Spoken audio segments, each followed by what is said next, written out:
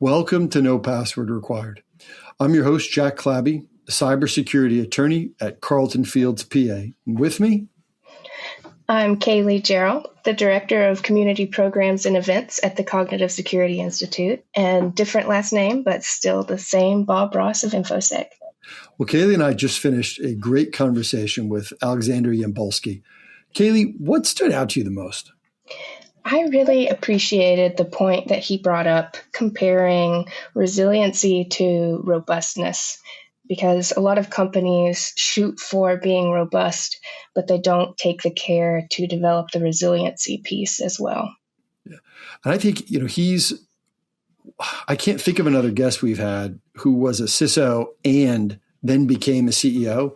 So he's got a lot to talk about between the relationships between those two officer positions and how they're different and how they change. I think that's worth paying attention to. He also talks about an IKEA furniture test, which I really, really like. Before we dive in, I just want to give a quick word on our episode sponsor, DERScanner. They're an application security testing platform. Kaylee, what do you know about the AppSec world? So most teams juggle separate tools for source code, binaries, web, mobile. It can be a mess. DERScanner covers all of that in just one platform, and it's SAST, DAST, SCA, MAST, plus supply chain and binary analysis all in one. That binary analysis piece is interesting, right? It means they can, scan compiled code even when that original source is long gone. That's handy for like legacy systems or vetting third-party components. I think they support 43 languages natively, including some rare and kind of legacy ones that other tools skip, like Delphi, ABAP, Perl, and Pascal, which is pretty cool. All right, well, you've heard a little bit about what we took away from our discussion with Alex at SecurityScorecard. Let's hear what he has to say.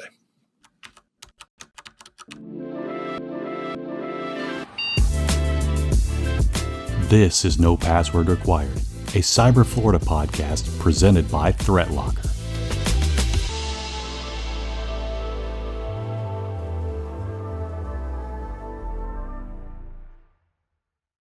Welcome back to No Password Required. Our guest today is Dr.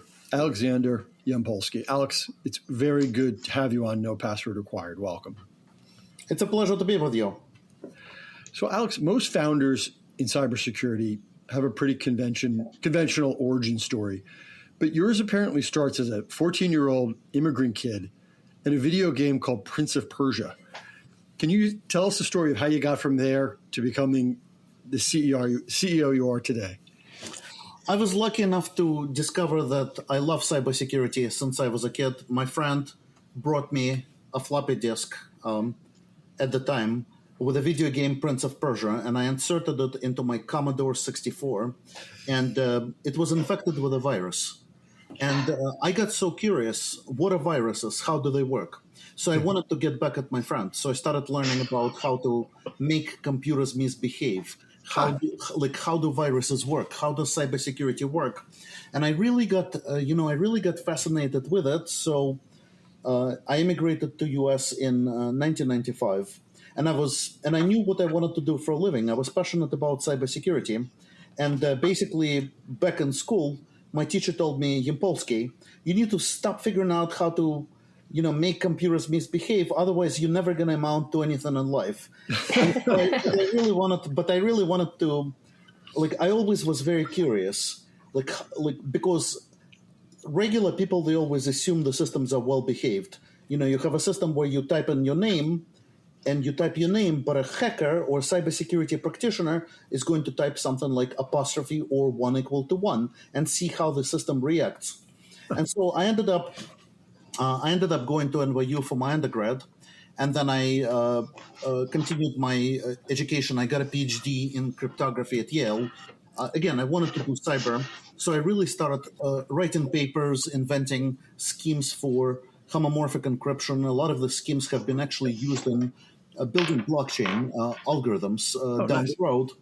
But after 5 years after I got my doctorate, I really wanted to build things. I did not want to just publish academic papers. Yeah. So I ended up joining Oracle, where I worked as a senior member of tech staff. Then I became a team lead for Goldman Sachs. Every time you would type a password or authorize a stock transaction, I would build the systems for them, operate in multiple geographic regions, hundreds of thousands of clients. Wow. And I got a call from a startup called Gilt Groupe. It was an e-commerce fashion startup in New York. I had no idea what they are, but my wife was a customer, so she said, go talk to them. Maybe you'll get some close discounts. I joined. They were doing about 500 million in revenue at the time. Wow. And my job was to protect its 50 million customers from cyber criminals. One day, my CFO signed a contract with a fraud prevention service to help mitigate credit card fraud. And we signed on a contract. We talked to the team of that company, and they seemed smart, credible. But just as we started integrating with the systems of that company, we discovered unencrypted credit card data belonging to other customers. Wow. For me, was actually the genesis of SecurityScorecard. I had a realization that you could do everything right as a chief security officer, and you could still lose. Because it's not just about you, it's about all the systems you're connected to.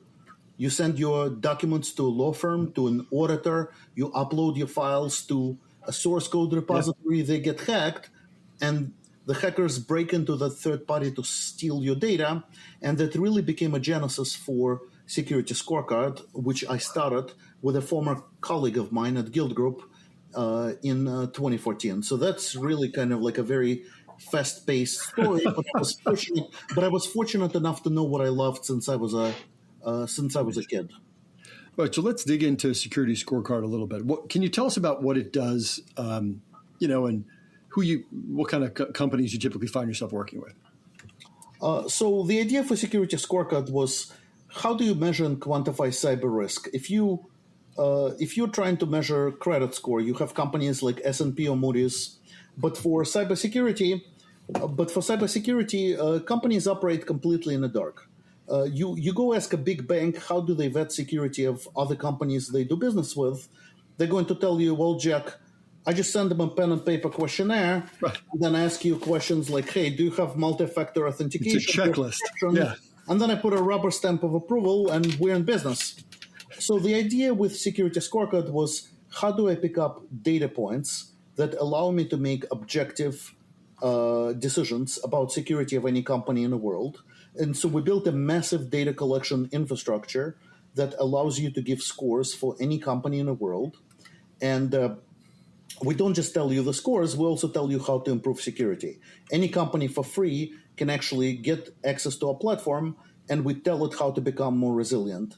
And fast forward into today, from 2014, took a lot of hard work, a lot of tears, a lot of pain, but we used by 3,200 customers in 46 countries to report to their board of directors, to make insurance underwriting decisions, and to make also third-party risk management decisions as well.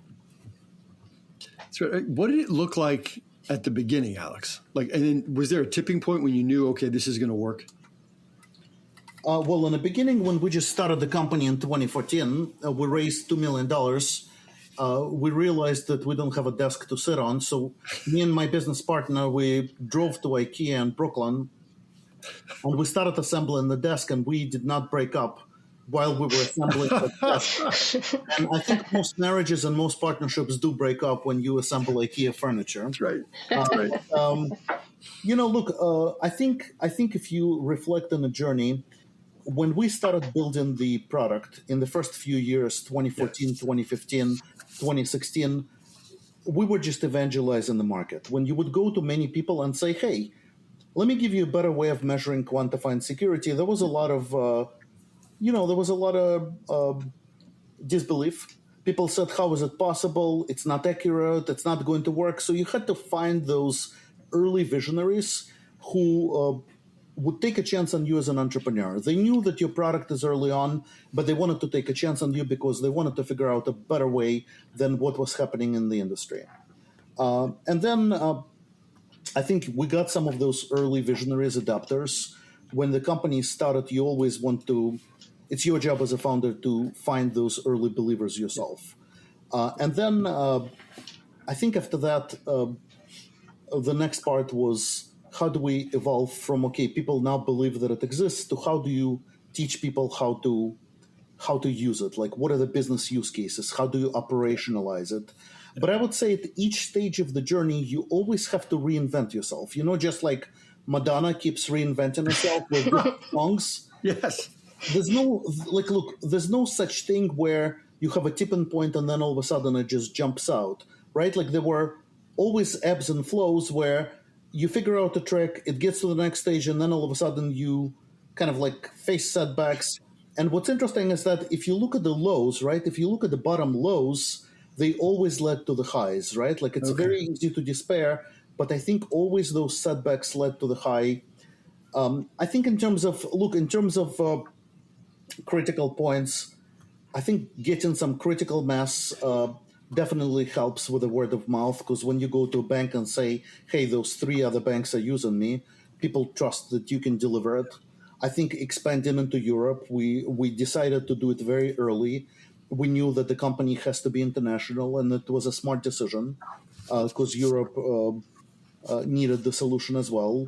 I also think working with the regulators for cybersecurity, working with the legal team, working with the regulators, figuring out how do you help satisfy compliance regulations was also one of those important accelerators, because, for example, in Europe, companies need to comply with NIS2 and DORA regulations. In New York, if you're a financial institution, you need to comply with a NYDFS. And so really figuring out how to align with those compliance regulations, a lot of the time for a cybersecurity company, it's a good accelerant because it helps justify the budget. If you're a CISO and I come to you and say, I got a great technology, but you have no budget, very hard to unlock the money. But when I tell you how I'm going to help you not get penalized from a legal perspective and how to fulfill obligations, that usually does help unlock the budget. So I think that was also one of the learnings that we've done. Yeah. Am I reading it right, understanding it right, that you rate this, that SecurityScorecard rates the security of over 12 million organizations worldwide? Is that right? Well, now we rate actually every company in the world. We scan the internet multiple times, and we ping every single company in the world. So at this point, every company in the world, public sector, private sector, every country is in a data set. Wow. That's awesome. So let's step back a second. You were CISO at the Gilt Groupe. You checked every box, grilled every vendor, and from what I understand, you still almost exposed your customers' credit card data. At what point did you see that potential disaster unfolding? Well, I think when you do everything you're supposed to, you follow the book, you follow the rules, and then you realize, wait a second. Like, I think a lot of the time people think very insular. Companies compete with each other. They hoard information. They try to hide data breaches to protect their reputation. But hackers, they do the opposite. They share information. They collaborate. They exchange the exploits on the dark web. And so I think this insular mentality that a lot of companies have, where they don't really help each other defend against the attackers, hurts them. Because today, especially in today's age where AI can be used to exploit companies at digital speed, in 2020, in 2020, the time to exploit when you find a vulnerability to when you can use it to scan the internet was about 65 days. Now it's down to seconds in 2026. Wow. So I think you just realize, when you realize as a CISO that you're part of an ecosystem, that it's no longer about what you do, but it's about your third parties. An employee working for you can go spin up an agent and attach it to the corporate environment without your awareness. Somebody can go take a P&L or a document, upload it to ChatGPT, and then ChatGPT gets hacked and your information is stolen. You really begin to realize how you are very powerless, and it gives you a realization where you have to really flip your mindset completely of how you protect the company.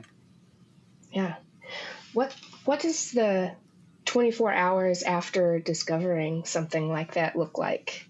Yeah, so at Gilt Groupe, when I discovered that, we just signed a big multi-million-dollar contract, which seemed like a good idea to help reduce the credit card chargebacks, because people would use stolen credit cards to buy Rolex watches, luxury merchandise. So it seemed like a good idea at the time, and still is a good idea.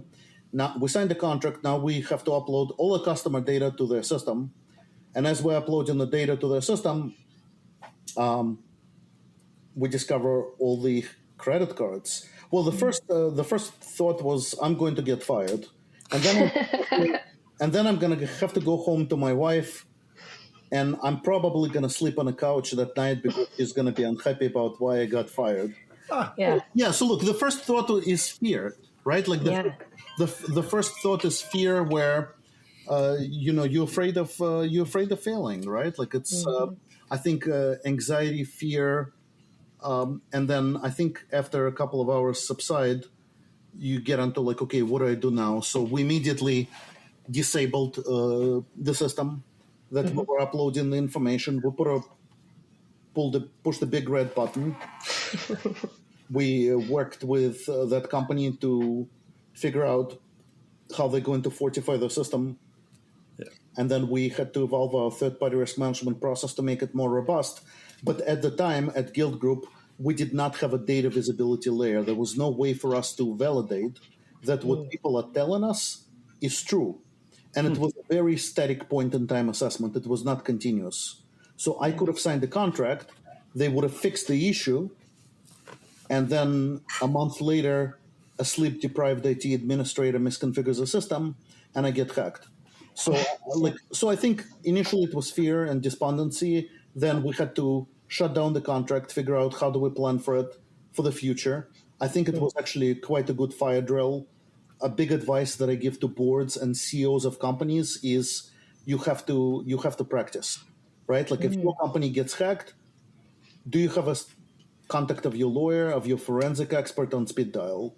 If your website is down because of a denial of service attack, do you do? Most people in an emergency, they panic. You want to have it documented and written down, and you want to rehearse it and practice it.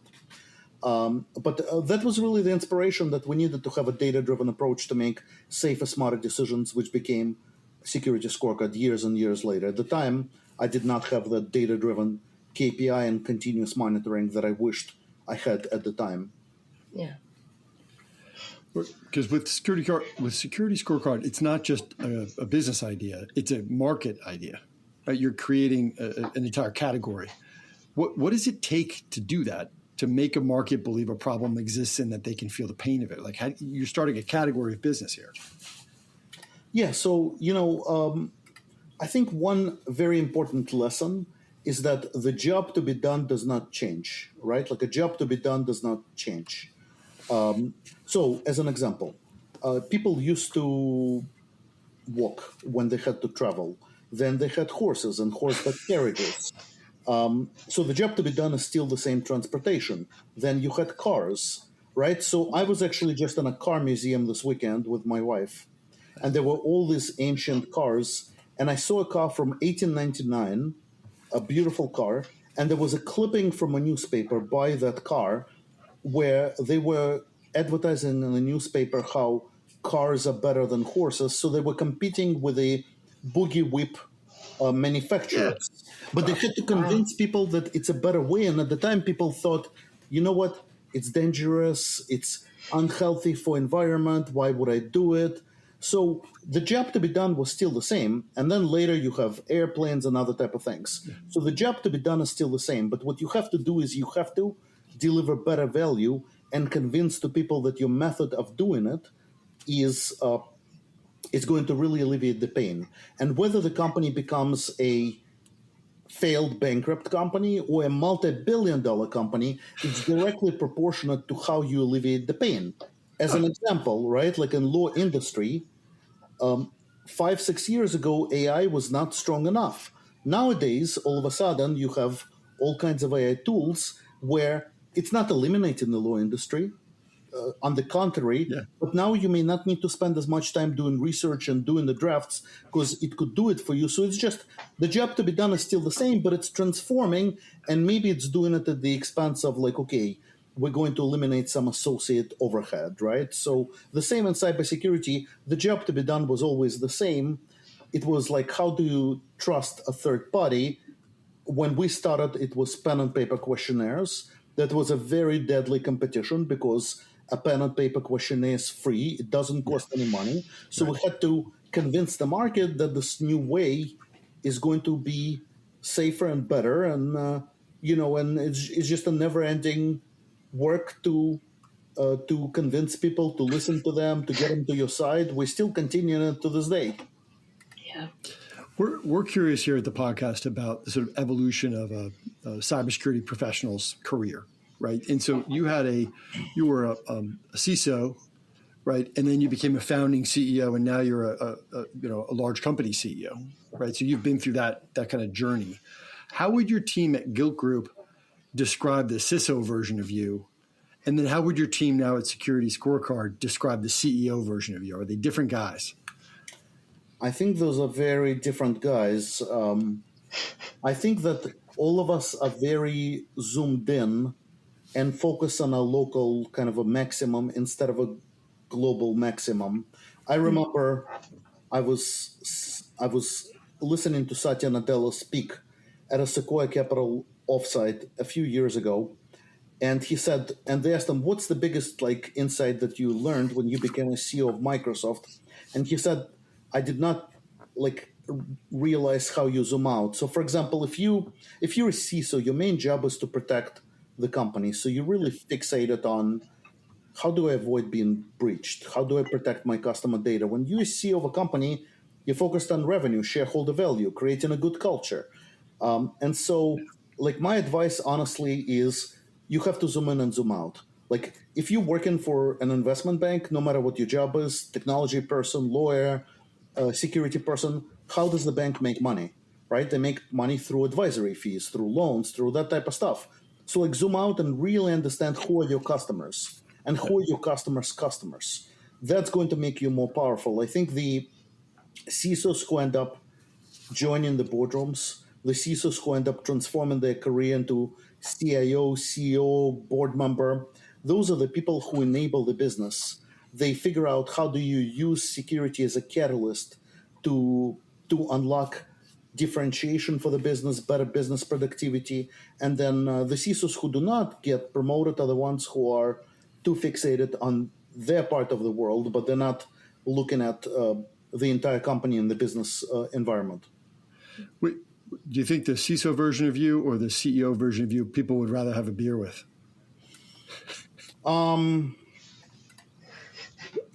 I think, honestly, you probably would have liked me more as a CISO version to have a beer with. I think as a CEO, you're constantly context switching. It feels like one thing after another is like a bit of a firefight. And so I feel like I became much more ADD and impatient as a CEO as a CISO. And also, I'm still good to have a beer with, right? Okay. I enjoy having a beer, especially after work. But I would say as a CISO, it's kind of more fun. I would say actually any job besides a CEO is fun because there's always somebody to blame or there's always somebody to delegate higher decisions. As a CEO, you only have yourself to blame. Okay. So, but I mean, I still like having a beer. I like that question a lot. So, North Korea, as I understand, was actively trying to recruit your own developers through a fake hedge fund, job offers from a fake hedge fund. When did you realize what was actually happening? Yeah, so I think a lot of companies are seeing the nation-state threats go after them, and we were not immune. Thankfully, we stopped the attack proactively. But we had a developer who was targeted by a hedge fund, and they came and said, "Hey, I love people from SecurityScorecard. I'd love to double your salary." And the developer showed up on an interview. It was a very legit website. You would not be able to tell it apart. There was history created so that it's not just a new website, but you have LinkedIn presence, historical presence where it was groomed. You show up to an interview and it looks like a very professional person who asks you very professional questions, and then they tell you, can you install? Can you check out the source code on your computer? I want to check how you code. And then all of a sudden, we started getting alerts that the developer's computer is pinging back to an infrastructure controlled by North Korea. And we traced it and saw tens of thousands of lookalike hedge funds, companies, retailers who were created with the whole purpose of doing this type of espionage and going after companies in the United States. So it's becoming quite popular because the weakest link is always people.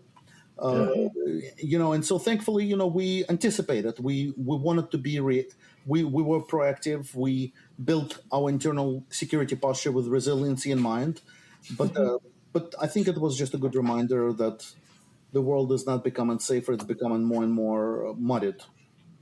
Yeah. I was going to ask, what does that tell you about the world we're living in, where nation-state attacks are happening, especially coming after cybersecurity companies? Well, look, I think the world is becoming more interconnected. AI is accelerating the ability to go scan the entire internet for vulnerabilities. We cannot change the fact that the world is more interconnected. We cannot change the fact that information is digitized. But we have to flip our mindset and focus on being resilient instead of robust. When you think about robustness, you're trying to make it impossible for people to break into your company. When you are being resilient, you assume that somebody is going to get into your company sooner or later. And so then you operate under assumption and say, how do I make it as hard for people to exfiltrate the data out of my environment as possible? So you also have a keynote, which I would love to listen to at some point after this, but you have a keynote called True Confessions, where you argue that openly admitting security breaches actually makes the whole ecosystem stronger. And I know we touched on this a little bit earlier, but I'm curious how you would make that case to a skeptic. I think that a lot of the time security is an afterthought. It doesn't get the funding or attention from the boards and executive teams. And many security teams are under-resourced, underfunded.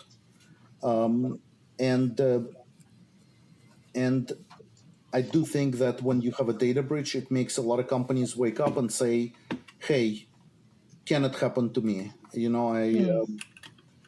I was talking to a CIO of a very big UK company a few months ago. It's a multi-billion-dollar famous UK company. And he told me that he didn't have a lot of cyber budget, but when the Jaguar Land Rover breach happened on August 31st, 2025, when JLR had a 5-week shutdown and they lost about $2.5 billion in a loss to UK economy, all of a sudden his board and his CEO doubled his security budget, right? And so I do think that, I do think it's kind of like an immunization herd, right? Like if like people don't like getting immunized, but sometimes when you start having people get sick, then it could immunize the network. And I do think in cybersecurity, you could use a very similar analogy where a lot of the time, like the money does not get unlocked, the attention doesn't happen until, unfortunately, companies get hacked. I do think the downside, though, of a lot of breaches that we're seeing, and every fourth company today is going to become a victim of a data breach. That's a statistic. So 25% of companies get hacked. The downside is people get desensitized. Like if everybody gets hacked and now you get hacked, you're like, oh, it's no big deal. Everybody else got hacked. Like I just think there's a bit of a desensitization happening from a perception perspective. You wrote the perfect scorecard on this idea of CISOs and their boards interacting and how resources get allocated. But you wrote the perfect scorecard, to help these CISOs talk to their boards. What's the single most dangerous thing, a board member has ever said in a meeting that told you they really didn't have an idea of what was at risk? Well, if you're a board member and in the middle of a break in a board meeting, you raise a hand and say, Jack, can you, great meeting, but can you explain to me what EBITDA is? You're going to get people are going to look at you in a weird way. You're supposed to know what an EBITDA is as a board member. But if you're a board member and you raise a hand and say, can you walk me through what a web application firewall is? That's totally normal. So I just think that there's an onus on chief security officers to make sure that they speak the same language as the board members, and there's an onus on board members to ask incisive questions. And if they don't have the expertise at the board, then bring in experts as advisors to the audit and risk committee. I think that. I presented at the board of one publicly traded company at the audit and risk committee, and I thought they were very clever where they would bring outside advisors and consultants to help the board vet that the strategy that the CIO and CISO are doing is adequate. So I would say, if you do have a question like what's a firewall or what's a denial of service attack from a board member, that's probably a bit dangerous. And then let's just kind of working in the other direction in an organization. What's one thing that a non-technical CEO could do this week to make the life of their CISO better, right? So what could a CEO do to help the life of the CISO? You have to make sure that you get the buy-in of the rest of the leadership team. So I think you need to give access to the CISO to the rest of the leadership team, make them part of a senior leadership meetings, and get the buy-in, because a CISO alone is not going to be able to affect the transformation to the company culture. You're going to have support from a CHRO, general counsel, CTO, CFO, only together collectively as a leadership team. When you make CISO an equal stakeholder and you invite them to the board meetings, to the executive meetings, that's, I think, how you could do it. So as a CEO, I think you should give your CISO equal airtime. You should give your CISO airtime at some business meetings. Yep. All right, well, we're going to take a short break now, but when we return, Alex will go through our lifestyle polygraph. So please stay with us.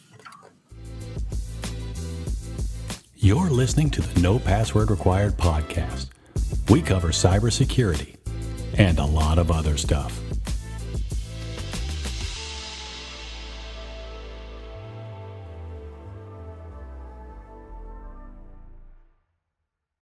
Welcome back. As many of you know, the Lifestyle Polygraph is a test used by the federal government to determine if a person is worthy of learning some of our nation's most important secrets. Here, we use this technique for slightly lower stakes, to determine whether our guest can join our fantasy cybersecurity squad. Aleksandr, are you ready for the Lifestyle Polygraph? Let's do it. All right. First question. You've built a successful business based on scorecards. Be honest. Does that show up everywhere else in your life? It doesn't show up everywhere else, but I'm definitely thinking about it. For example, in New York City, if you go to a restaurant, you have A/B ratings on a restaurant, and I look at that. I wish there would be more A/B/C/D ratings for performance of employees in your company, where you can immediately rank. People are not going to like it, but I'd love to apply this concept. Like, I'm a numbers person, I'm a mathematician, so I do believe what you don't measure, you can't improve. So I think it's, I would not mind if this concept showed up in a lot of places. I've got into the habit of looking at the Rotten Tomatoes score of any movie that I'm going to see now. I really wish I could stop doing it, but it actually correlates pretty well to quality. It really does. Interesting. I've never really paid attention to those scores. I just assume that they're kind of off. But it's interesting that they're pretty spot on. It can't give you, at least for movies, it doesn't give you a sense of taste, right? If you're going to like it necessarily, but it does give you a measure of quality. That's fair. Is this a coherent story? You may not like it or be entertained by it, but is it coherent? Is the production value okay?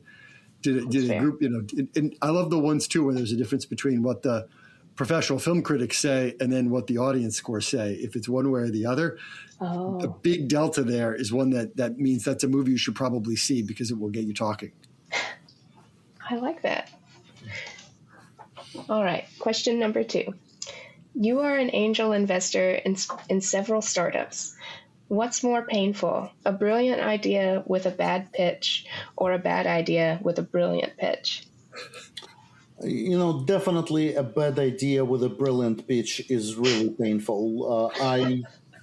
I think that if you have a great idea and you pitch it poorly, you can always refine the pitch, right? But That's true. too many people love to use PowerPoint slides, dress up their bad ideas to look nice. That's one of the reasons why we outlawed PowerPoint slides at Security Scorecard. We don't use them even for the board meetings because Wow. if you ask a person to put your thoughts on a piece of paper, one pager, it forces a much better clarity of thinking. Got it. So it's one pagers instead of PowerPoints. You still have a written document, but it's just tight. Yeah, I mean, you could do 2 pages, 3 pages, but it should be a document and not a PowerPoint deck. Yeah. Huh. I like that idea. I might sit with that for myself for a bit. I always like the idea of if you're delivering work product to someone else, the expression, I don't know if maybe it was like Mark Twain or someone like that who said this, but it's, if I had more time, I would have made it shorter. Right? That summarization itself is such a good skill because it does take a great deal of thought, Alex, right? And I think that's probably what's driving, the communication strategy you guys have developed is probably coming from that point, right? What do they really need to know? All right. Number 3. You've talked about reading The Inner Game of Tennis, which is really a book about silencing your inner saboteur, the internal critic that undermines your own performances. Where did this message make the biggest impact on your life? Yeah, so I think one takeaway I took out of it is trust your gut more, right? Like a lot of the time, your gut just tells you what to do. When you start overthinking, then you could really force yourself in a wrong direction. And like a good example out of this inner game of tennis, there's a paragraph in the book where it says, imagine you're playing with a close friend a game of tennis, and the friend is just playing really well. I'm playing ukulele, and in the middle of a break, I come and say, Kaylee, you're doing so well. Like today, you're just crushing it. What are you doing different? Is it your swing or what's going on? Like today, you're on fire.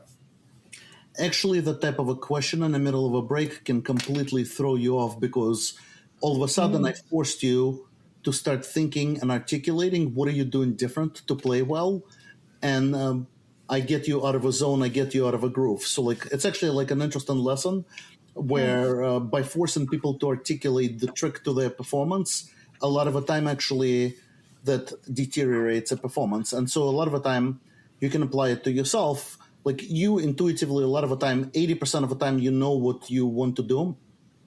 And so like I think the big thing I talk about internally at Security Scorecard is that we need to recondition how we've been taught at school and college and as kids. At school and college, we always taught, you need to study well, you need to get good grades, like do well in school.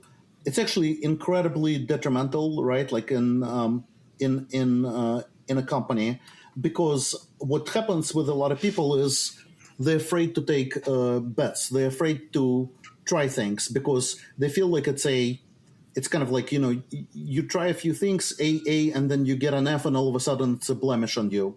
So one of my board members, Dean Seisman, he actually told me, imagine you flip a script and say, let's say you're playing an infinite game, and it doesn't matter how many Fs you get, all it matters is just you get one A, and then you win the game. So it's like an infinite amount of things.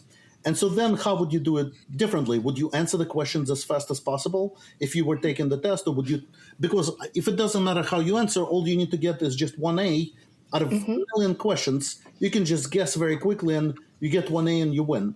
And so like how do you recondition people to not worry about perfection, but maybe operate when you're 60% certain or 65% certain to accelerate the pace of experimentation in any company? I think that's the one thing that I try to imprint internally quite a lot. Wow. That's very cool. I'm going to have to try that out internally. See if that helps. All right. Number 4. You list chess as a hobby.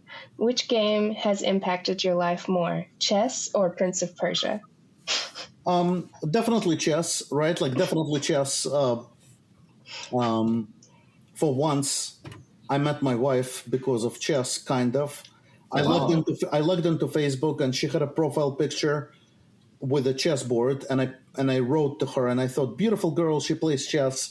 That was false advertisement. She does not play any chess even today. She just posted she just posted a picture in a resort. But then also, I do think it teaches you a very important mindset. When do you move quick? When do you go slow?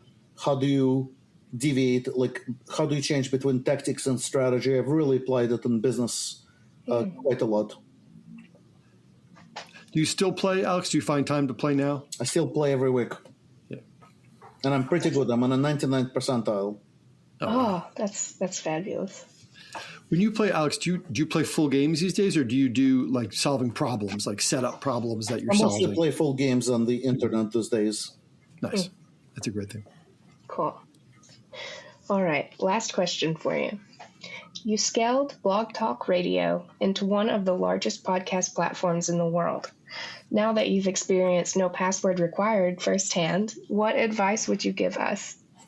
Keep on doing a great job. I think you guys asked really exciting, insightful questions. It was fast. It was fun. I don't think I have any advice. I think you're doing a fantastic job. Oh, thank you. So what do you think, Jack? Regardless of that last answer, does Alexander have what it takes to join our fantasy cybersecurity squad? Yeah, yes, very much so, Alex. Welcome to the Fantasy Cybersecurity Squad. You have served as a CISO. You are a CEO. But I think on the Fantasy Cybersecurity Squad, I think we could really use your insights on our board. So I think you would be the first board member we've ever invited to serve on our Fantasy Cybersecurity Squad, because I think you have the full picture of how an organization's governance side should fit too. So I think so. Welcome to the Fantasy Cybersecurity Squad. Well, that brings us to the end of the show. Alex, if our folks want to learn more about you personally or about Security Scorecard generally, what's the best way to do that? So you can check out our website, securityscorecard.com, or if you want to contact me, just send me an email at alex, ALEX, at securityscorecard.com. Great. Well, that brings us to the end of the show. Thank you for listening. For the entire No Password Required team, I'm Jack Clabby, and we'll see you again soon. Thanks for listening to the No Password Required podcast, presented by ThreatLocker. No Password Required is produced by Cyber Florida, and a special shout out goes to our friends at Carlton Fields and Reality Shift. For more content, follow us on social media at NoPasswordPod, and visit our website at cyberflorida.org/pod.